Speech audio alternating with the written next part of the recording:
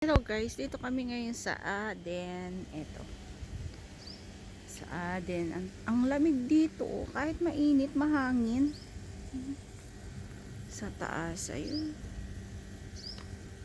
As ng to dates. Mga puno ng dates. Site visit. Nag-site visit. Ayan.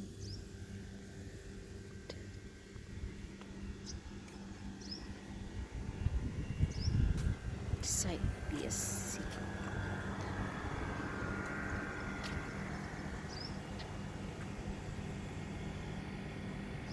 Tahimik ang lugar na to.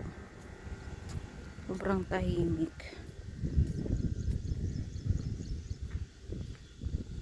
Tapos mahangin siya, hindi siya mainit. Kasi